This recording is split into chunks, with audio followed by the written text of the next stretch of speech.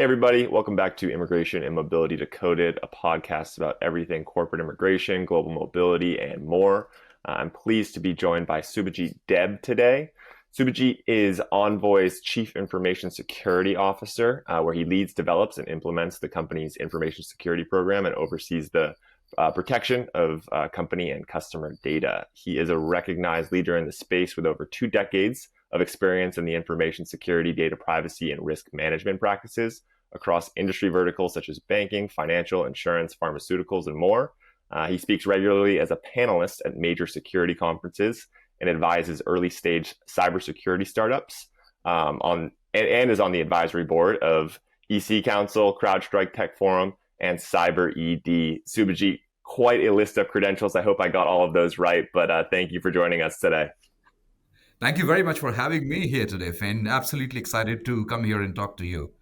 Yeah, and I'm excited that we get the chance to speak. Subhajit, you're over in India right now, and I don't get the chance to speak with my colleagues over in the Envoy India office enough, mostly because of the time difference. But we were able to get together for this podcast recording. So I just want to know, how are things going over there? I know the team's grown a lot. I know the office has grown a lot in the last few years. How has it been leading and working with your team as we continue to expand and refine our information security practice at Envoy? It is amazing. In fact, the India office of Envoy was formed with a vision to be able to truly take Envoy as a global company, to be able to cater to customers that are not just in the US, but all across the globe, and really be able to provide round the clock support services to every customer needs that potentially, the customers would have. Over the last 2 years, we have grown from strength to strength. We are almost 200 odd people right now in the India office. There are several key development functions, operation functions, engineering functions that we have scaled.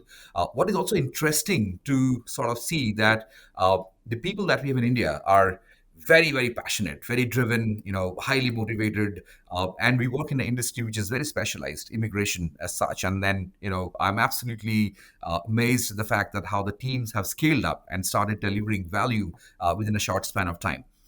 Everybody in the India office, in absolute sync with the other offices of Envoy across the globe, understands that we are in a business of trust. And as we grow from here on, what we are trying to do is we are trying to assimilate different regulatory frameworks relevant for security and privacy, specifically for the geographies that we have our customers in, trying to augment our capabilities, maturing our security practices, our policies, our procedures, the tools.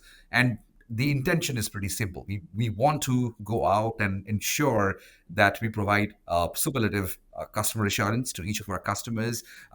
We want to ensure that the customers are absolutely confident that when they do business with Envoy, their data is safeguarded at all times, the privacy is maintained at all times, and all these beyond providing excellent immigration services. So extremely stoked to be a part of Envoy and looking forward how the growth holds for us.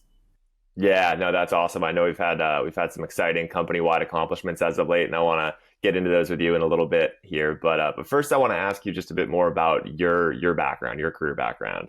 How did you go from Subhajit Deb, just a 18-year-old, to Chief Information Security Officer of Envoy Global? So I have had a very interesting turn of events in my professional career. I started off in the hospitality industry, worked there for a while, then moved into logistics. Spent some time in customer service and sales and retention. And I found my true calling in technology when I started working with Dell computers, and that was my first brush with technology. I started learning about software, hardware, and essentially the customer centricity, how to ensure that when a customer calls you and says, hey, my computer is not working, how do you really go the extra mile and ensure that everything is taken care of? And then slowly made foray into cybersecurity, and very early on I realized that technology as a component, it's going to be a part of our life very soon, and it has got a tremendous potential, for offices and organizations to scale businesses, to provide amazing user experience to customers. And security is going to play a key role because there are good and bad sides to it.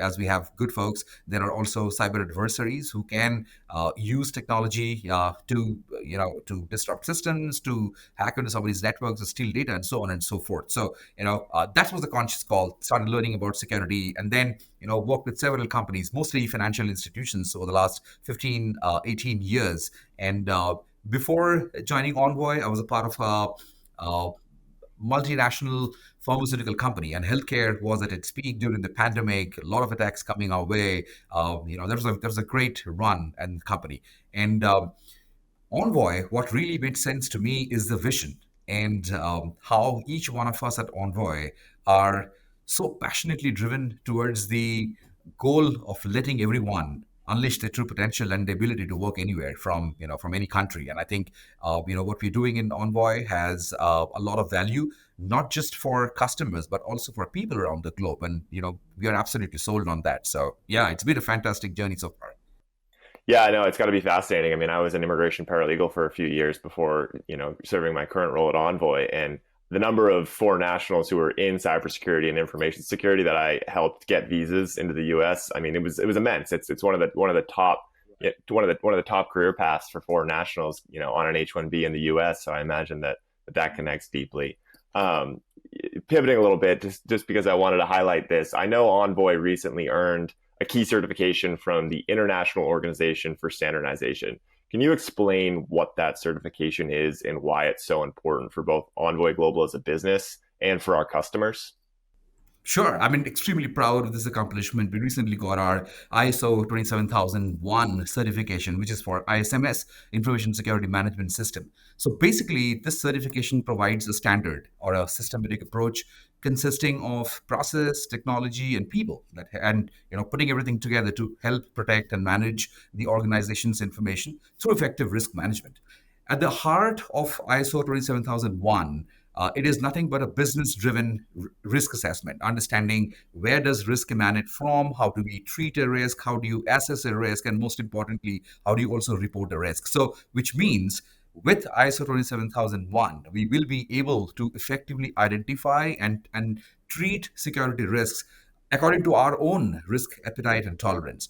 Uh, for customers, I think it's a significant demonstration that one, we are now able to provide increased reliability and security of the systems and data that we hold. Number two, it definitely improves the confidence that customer is going to have with us. It improves the business resilience. It aligns with the customer requirements because most of the customer in the immigration business, the kind of data that we deal with, is personal information, and every customer, irrespective of the industry they are in, are exposed to certain regulatory guidelines that they need to adhere to. And as a trusted partner, when we are ISO certified organization, SOC 2 certified organization, we basically augment the customer's ability to fulfill their own regulatory compliance in itself. So I think overall, we are able to do better management of processes and integration with the corporate risk strategies. It is nothing but a solid framework of good hygiene and robust security practices. And I think our customers gonna love it. No, that's awesome. I think it's only 5 or 6 years ago. I remember this is at some other places that I've worked. I remember we were, securing personal and confidential information for, some employees on, desktop files, SharePoint, all that type of thing. And I know that there's been a big evolution in just the last few years in our space, in the immigration and mobility space, in information security. Could you maybe explain how much has changed in our industry and our company in just the last few years in terms of protecting our customers' data? Sure. I think, this is a loaded question, right? The world is changing so fast. If you look at the way each one of us, and I consider each one of us as also a digital citizen, or a netizen, the way you call it, because each one of us have a smartphone. Technology is so intertwined with our lives.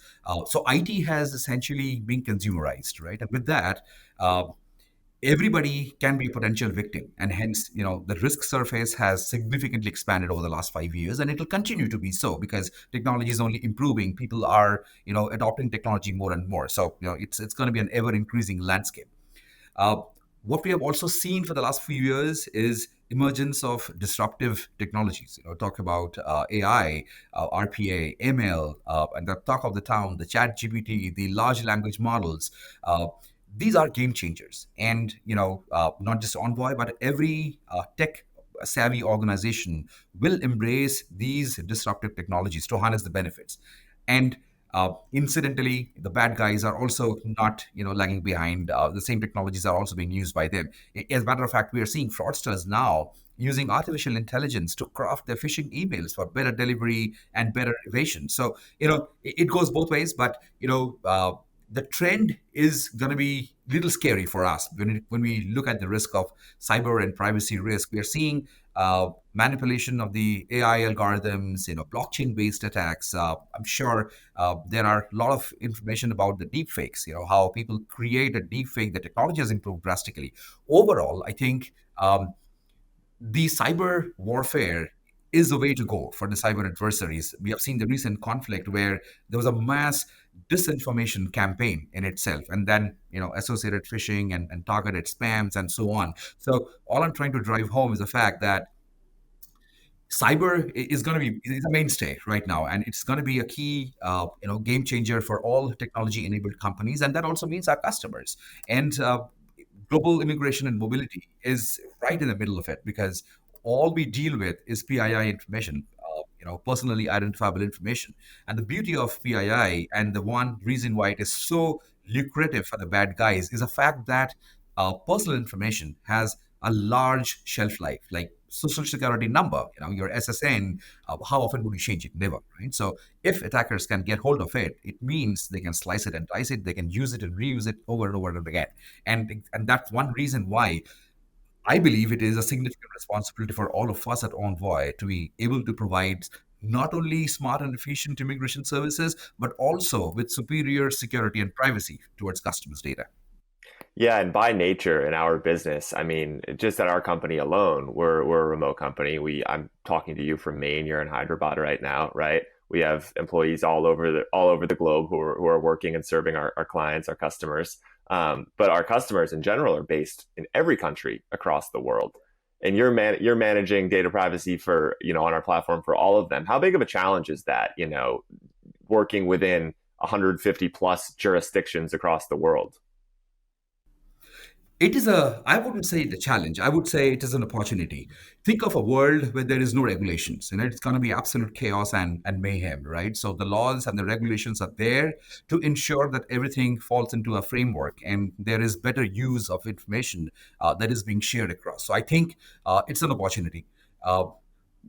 Although implementing different kind of privacy rules and regulations that are available in different geographies can be quite a challenging task. What we have done is we have put together all the privacy regulations that the world has, and sort of evaluated and created a model privacy framework for us, which is much like GDPR, because we sort of realized that it's the model standard, one of the most stringent standards. So that has become the gold standard for all of us. And with that, we are able to meet the privacy regulations of any customer, irrespective of the geography they are operating in. So we believe that it is a shared responsibility as a business partner to be able to help them fulfill their regulatory obligations, and we are very well equipped to do that.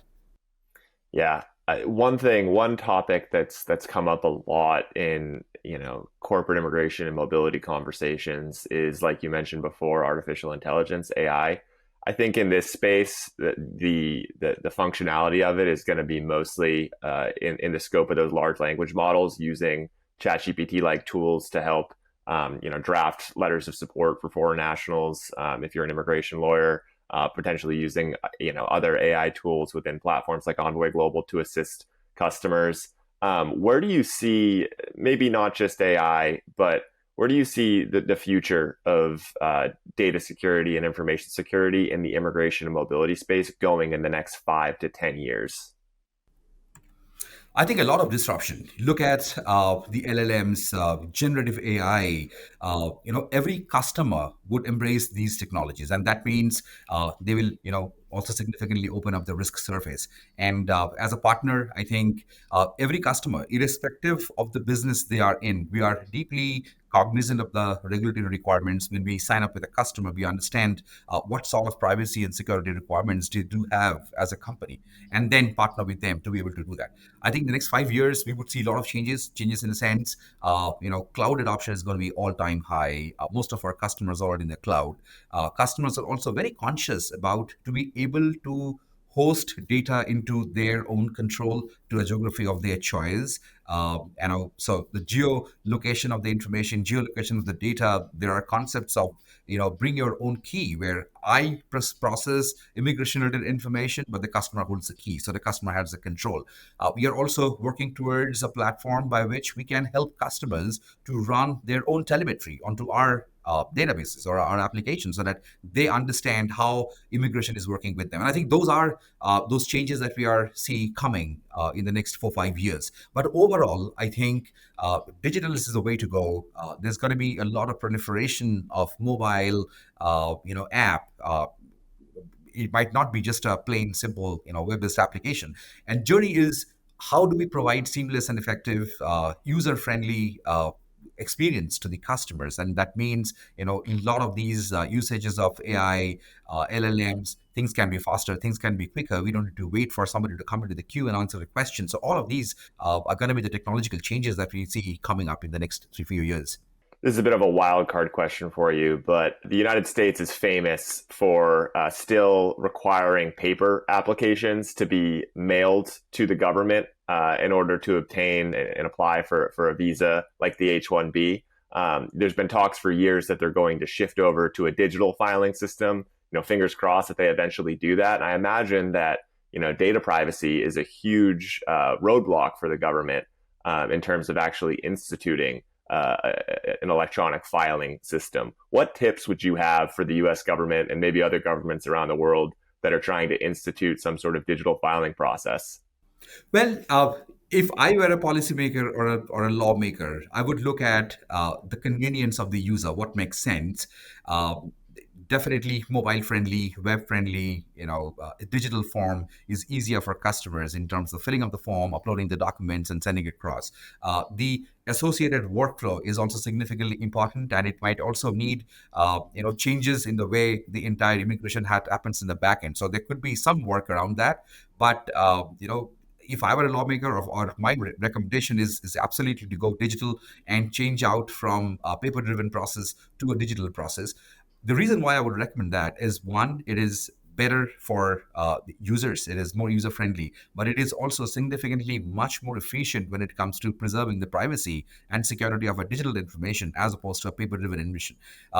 Paper-driven information, or information on a physical format, is susceptible to so many issues and challenges. It could be fire, there could be moisture, which can delete documentation or spoil documentation, and reconstruction of a physical documentation is very, very difficult. If it is in digital form, protection becomes easier, reconstruction becomes easier, recovery becomes easier, and overall it's a win-win for the user as well as the government. So that would be my recommendation. Yeah, it's strange to have this conversation in 2023, in contrast with what you're doing and what, our team's doing at Envoy on this front versus what the government's doing. So if anyone in the US government or any government overseas is interested, come on the podcast. We can have Subhajit on. He can walk you through how to set up this system, and we'll get the whole issue cleaned up. Love to do that. Yeah, that'd be great. I know, in the spirit of privacy, I know there's only so much that you can talk about on this topic, but what's ahead for you and for Envoy Global's information security team in 2024? We are very stoked about the journey. We just got started. Like, keep saying, to the teams as well, that what we have done over the last 1.5 years, 2 years, is only to set the ground for the better things that we are destined to do at Envoy.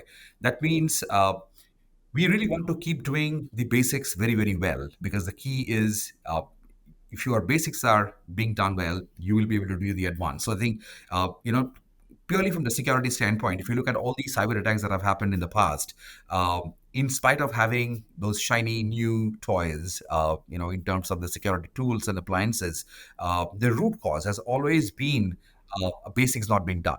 maybe the USB drive was kept open, or a user has downloaded something he or she shouldn't have downloaded. So as we grow and scale, our focus will continue to be doing the basics very, very well, security, hygiene, and all of that. The next important thing that is on the agenda is, and we have done significant progress, is to foster and build a risk-aware culture. It is not a job that you do in isolation. Every user having a computer and internet access can potentially bring down the network. And there is this old saying in the security that employees are the weakest link, and I don't believe that. I really believe that employees are the strongest link. The ability to change them into a human firewall or the strongest link depends on us, the security leaders. And I think we have done wonderful when it comes to raising the information at the consciousness of security at Envoy, which is absolutely fantastic. The third important that we want to do is really attest to the global privacy and security regulatory framework. It is a constantly ever evolving field. India, very recently, after many, many years, have passed a privacy law called Digital Data Privacy Protection, which is a significant move towards better and efficient data handling and guidelines. So every country is changing their laws for good, and we want to attest to the global framework and regulations. One is for us, definitely, and a second is for the customers. We also want security to be the key enablement function. Gone are those days when security will only come back and say, don't browse that website or you cannot download this. We don't want to be that. We want security to be absolutely, non-intrusive in nature. We want to ensure that security is able to foster innovation, security is able to support collaboration, and provide a superlative user experience, not just for employees, but also for customers. And then because we take security very, very seriously, we want to continue to be a trusted partner for our customers and for business partners and all the affiliate law firms that we work with. And that's going to be a single most dedicated effort for the next year. Yeah, no, and I can attest to that myself. Since you joined the company, my awareness of data security has gone through the roof. I mean, I remember a couple of years ago, thinking, oh, phishing emails are a joke. You can always call out a phishing email. It's clearly fake. It's clearly a scam. Like, I can just send that to the security team or delete it and be done, report it as phishing and be done with it. And they have gotten so much more complex over the years. I mean, they're texting your personal numbers, emailing your personal emails, and they look sometimes quite, convincing. Very, very legit. Very, very legit. Yes. And I know we're reporting, at Envoy, we're reporting them you all the time, and I imagine the same thing is going on at companies across the globe as well. So it's fascinating fascinating and scary to see the complexity, but glad to know that we have good folks like you in the guard towers helping keep us safe. No, I mean, it takes a village, and I'm very happy the way the entire organization sort of comes together and supports security as a cause. So I wanted to pivot back because your career path was really interesting to me. The fact that you started in more customer centric roles, and then you sort of found this passion around data security and privacy. If you were speaking to somebody who was a bit younger in their career and was giving them advice on how to grow their career in this space, what would you tell them?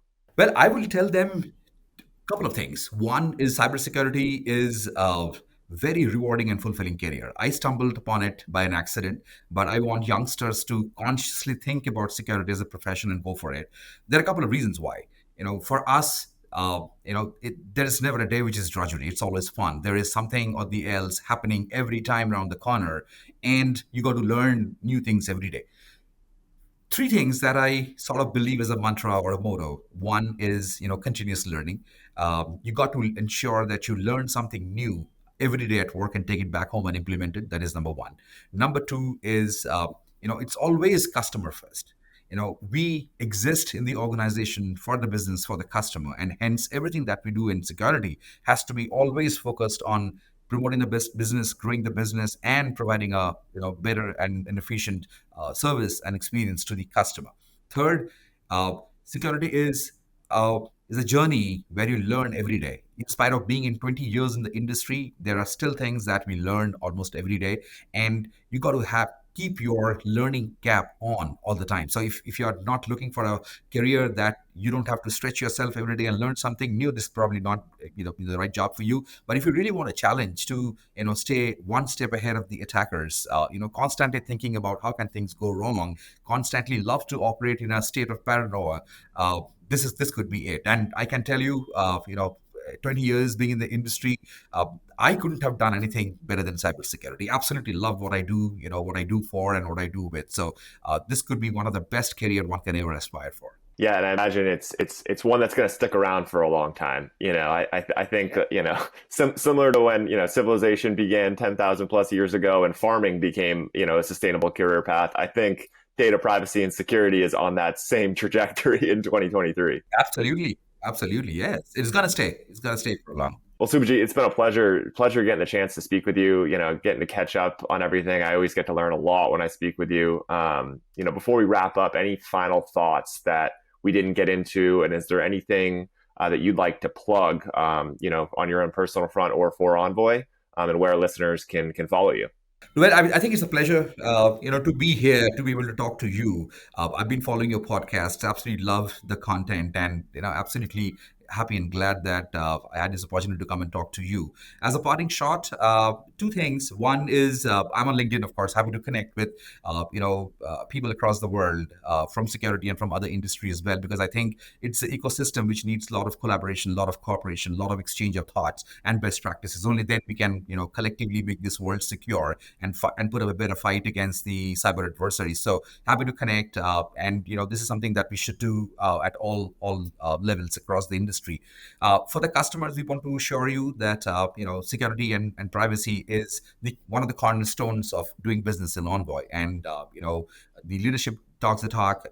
It is a strategic priority for each one of us here at Envoy, and we would absolutely leave it with an assurance that when it comes to security and privacy, we will not leave any single stone unturned. So we'll go all out to ensure that it is maintained at all times.